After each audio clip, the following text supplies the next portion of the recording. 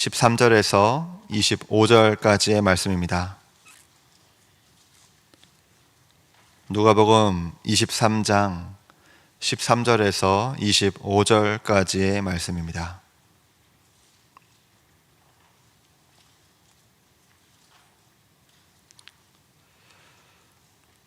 살아계신 하나님의 말씀 함께 받들어 읽도록 하겠습니다. 빌라도가 대제사장들과 관리들과 백성을 불러 모으고 이르되 너희가 이 사람이 백성을 미혹하는 자라 하여 내게 끌고 왔도다. 보라, 내가 너희 앞에서 신문하였으되 너희가 고발하는 일에 대하여 이 사람에게서 죄를 찾지 못하였고 헤롯이 또한 그렇게 하여 그를 우리에게 도로 보내었도다. 보라, 그가 행하는 일에는 죽을 일이 없으니라. 그러므로 때려서 놓겠노라. 무리가 일제히 소리질러 이르되 이 사람을 없이 하고 바라바를 우리에게 놓아 주소서 하니, 이 바라바는 성중에서 일어난 밀란과 살인으로 말미암아 옥에 갇힌 자로다. 빌라도는 예수를 놓고자 하여 다시 그들에게 말하되, 그들은 소리질러 이르되 그를 십자가에 못 박게 하소서, 십자가에 못 박게 하소서 하는지라. 빌라도가 세 번째 말하되 이 사람이 무슨 악한 일을 하였느냐? 나는 그에게서 죽일 죄를 찾지 못하였나니 때려서 놓으리라 하니, 그들이 큰 소리로 재촉하여 십자가에 못 박기를 구하니 그들의 소리가 이긴지라. 이에 빌라도가 그들이 구하는 대로 하기를 언도하고 그들이 요구하는 자 곧 밀란과 살인으로 말미암아 옥에 갇힌 자를 놓아주고 예수는 넘겨주어 그들의 뜻대로 하게 하니라. 아멘. 예수님의 십자가 고난을 계속해서 묵상하고 있습니다. 고난 이야기에는 예수님 외에도 많은 인물이 등장하죠. 지난 월요일과 화요일 말씀 속에서도 예수님을 배반하고 팔아넘긴 가룟 유다와 예수님을 신성 모독자로 몰아간 사내들인 공의회, 예수님을 재판한 빌라도와 헤롯 등 다양한 사람이 예수님이라는 한 명의 사람을 향해 다양한 반응을 보이는 것을 우리는 알 수 있습니다. 참으로 슬프게도 이 다양한 반응 중에서 예수님을 긍정하는, 또 예수님을 위하는 반응은 단 한 개도 없습니다. 모두가 그저 죄의 권세에 붙들려 하나님의 아들을 거부하는 연약하고 완악한 모습만 보입니다. 예수님께서는 외롭게 자신을 향한 고난을, 공격을 감당하십니다. 우리를 더욱더 슬프고 비참하게 만드는 사실이 있습니다. 우리 또한 예수님에게 이 사람들이 보였던 연약하고 완악한 반응을 보일 때가 참 많다는 것이죠. 예수님을 재판하며 빌라도는 예수님에게 아무런 죄가 없음을 알게 되었습니다. 게다가 빌라도에게는 이 공회의 모함을 무효화할 수 있는 권한과 능력도 또 의무도 있었습니다. 하지만 성난 유대인들의 압박에 그는 자신의 뜻을 끝까지 지키지 못합니다.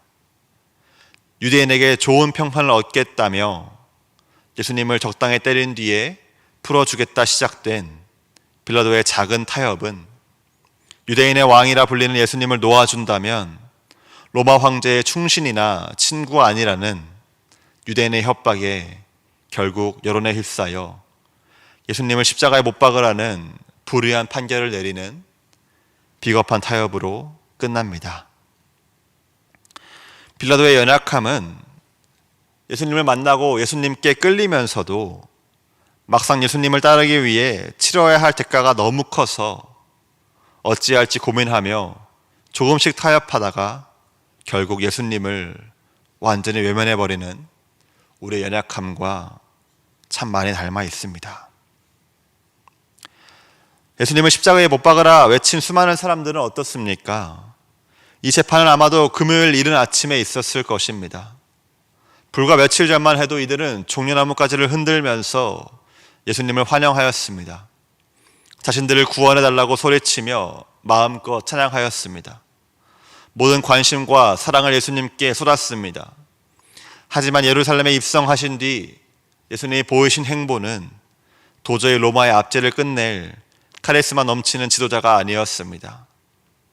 자신들이 기대했던 모습을 보이지 않는, 기대했던 결과를 가져오지 못하는 예수님에게 실망한 이 사람들은 예수님을 향한 찬양 대신 증오를 쏟기 시작합니다. 예수님을 십자가에 못 박으라고, 없애버리라고 한 마음으로 외칩니다. 이 군중들의 완악함은 예수님을 주요 구원자라 고백하며 찬양하면서도 막상 예수님께서 당장 내가 원하는 대로 돕거나 행동하시지 않을 때 곧바로 예수님께 원망과 분노를 쏟아내고 예수님의 도움은 필요 없다며 다시 다른 곳을 향해 눈과 관심을 돌려버리는 우리의 완악함과 너무나 닮아 있습니다. 근데 참으로 송구하고 면목 없게도, 또한 참으로 감사하게도 하나님께서는 예수님을 통해 이 모든 거절과 타협과 외면과 고난 속에서도 하나님의 뜻인 구원을 신실하게 이루어가고 있으십니다. 악을 선으로 갚으시고 모든 것이 협력해 선이 이루어지게 하십니다. 오늘 말씀에 나타난 구원을 직접적으로 경험한 바라바를 통해 이 놀라운 하나님의 사랑과 은혜를 더욱더 깊이 묵상해 보기를 원합니다. 예수님이 십자가에 죽임을 당했던 때는요, 이스라엘의 중요한 명절인 유월절이었습니다. 그 옛날 하나님께서 놀라운 힘과 능력으로 이집트로부터 이스라엘을 구원했음을 기억하는 명절 말입니다. 유대인들은 하나님께서 언젠가는 놀라운 힘과 능력으로 로마로부터 이스라엘을 구원하실 것을 기대하며 예루살렘에 모였습니다.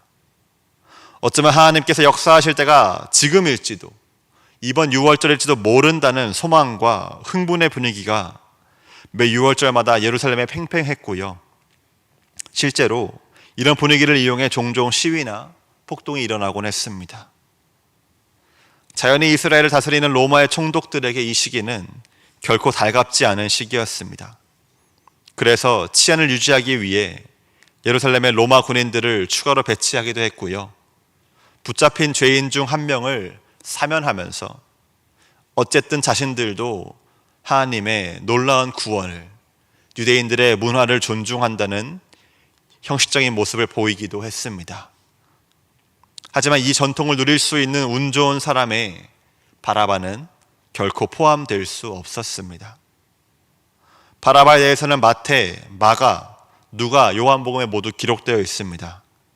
네 복음서 모두 바라바가 어떤 사람인지에 대해서는 자세히 기록하진 않지만 그가 감옥에 붙잡혀 갇혀있기에 충분한, 또 풀려나야 할 이유를 전혀 찾을 수 없는 죄인이었다는 점은 분명하게 언급하고 있습니다.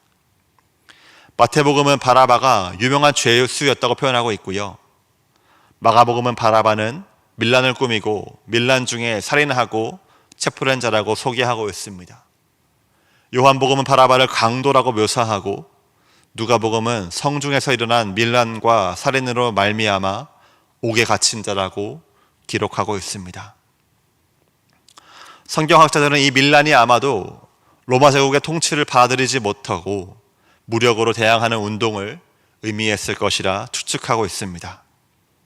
예수님 살았을 당시에 이스라엘을 통치하는 로마의 관리들 또는 유대인들 중에서 로마에 협력하는 사람에게 불만을 품은 사람들이 있었습니다. 바라바도 이들 중 한 명이었습니다. 로마의 폭력으로 대항해서라도 이스라엘의 평화를 되찾겠다는 이들의 행동은 로마인이나 동족의 재물과 목숨을 빼앗아도 된다는 비뚤어진 신념과 합리화로 이어졌습니다. 이런 바라바의 과역하고 위험한 행동을 로마가 가만둘 리가 없죠. 아무리 사소해 보이더라도 제국의 통치 체제를 위협하는 일이기에 바라바와 같은 사람들은 단순한 강도나 살인자가 아니라 정치범으로 분류되었습니다. 동시에 로마의 통치 아래에서 어느 정도의 자유를 누림에 만족하던 유대인에게도 바라바 같은 사람들은 큰 부담과 골칫거리였습니다. 자신들의 목숨이나 재산을 위협하거나 더 나아가 자칫 로마의 심기를 건드려 이스라엘의 전쟁을 불러올 수 있는 위험 인물이었기 때문입니다. 이처럼 바라바는 나름대로의 정의를 따르는 인물이었지만 동시에 누구에게도 환영이나 인정을 받지 못하는 사람이었습니다. 그렇기에 붙잡혀 감옥에 갇힌 그가 풀려나거나 목숨을 건질 가능성은 전혀 없었습니다. 그를 기다리고 있는 것은 십자가와 죽음이었습니다. 그런데 바라바가 상상하거나 기대하지 못했던, 바라지도 않았던 일이 그에게 일어납니다. 감옥에 갇혀있던 바라바에게 무죄가 선언되고요, 자유가 주어집니다. 바라바가 매달려 목숨을 잃었어야 할 십자가에 그 대신 예수님이 못 박히기로 결정되었기 때문입니다. 분명 바라바는 이전까지 예수님 만난 적도 없고요, 예수님과 대화를 나눈 적도 없을 것입니다. 어쩌면 그도 예수님에 대해서 들어봤을 수도 있지만 용서와 사랑으로 평화를 이룰 수 있다 말하는 순진하고 어리석은 사람, 자신과는 아무런 상관없는 사람이라 여기면서 큰 관심을 가지지 않았을 가능성이 큽니다. 그런데 자신과는 아무런 관계없는 예수님 때문에 자신에게 생명이 주어집니다. 바라바가 요청하지도 기대하지도 않았건만 자신도 모르는 사이에 내려진 외부의 결정에 의해 바라바에게 이제 새로운 기회가 주어집니다. 풀려나고 살아야 할 예수님이 대신 붙잡히고 죽기로 결정되었기 때문에 바라바는 풀려나고 자유와 생명을 누리게 됩니다.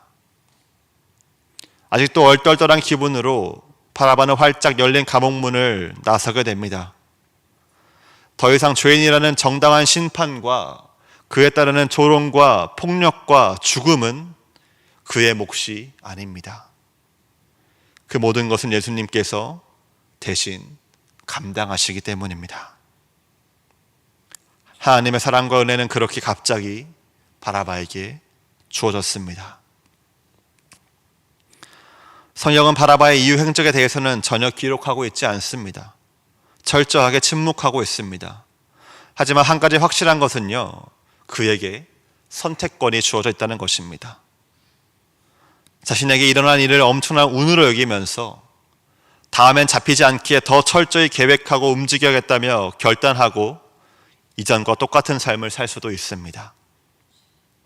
하지만 반대로 자신 대신 십자가에 달린 예수님께 감사드리며 예수님이 어떤 분인지 더 알아가고 예수님께서 가르치고 꿈꿨던 모습을 자신의 삶에서 실천하는 이전과 다른 삶을 살 수도 있습니다.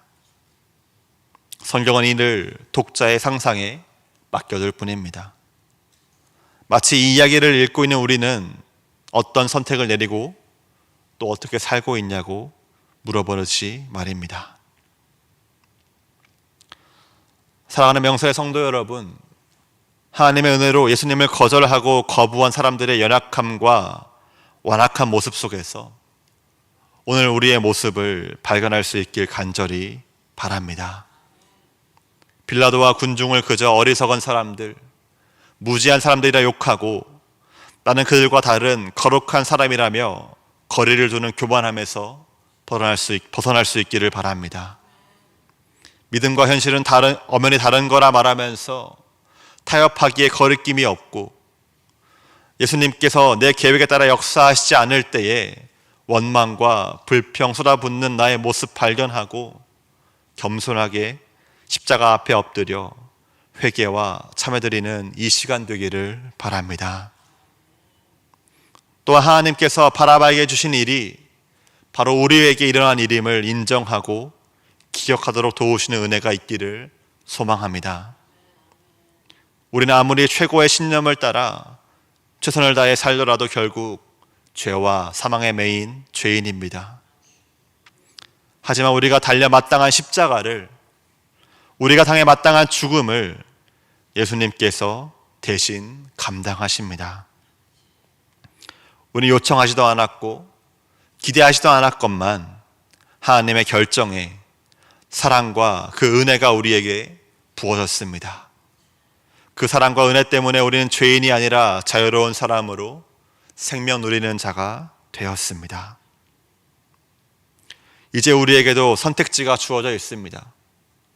하나님의 사랑과 은혜에 날 대신한 예수님의 죽음에 어떻게 반응할 것이냐는 선택지 말입니다.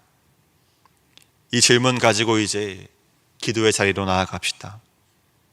깊은 기도의 자리로 나아갈 때에 우리에게 어떻게 반응하는 것이 옳은지를 알려주시고 그 옳은 길을 걷겠노라 결단하는 용기를 주시고 또 결단한 대로 살아낼 수 있도록 도우시는 성령의 역사하심을 경험하는 이 하루 되기를 축복합니다. 말씀을 기억하며 함께 찬송가 515장을 찬양하겠습니다.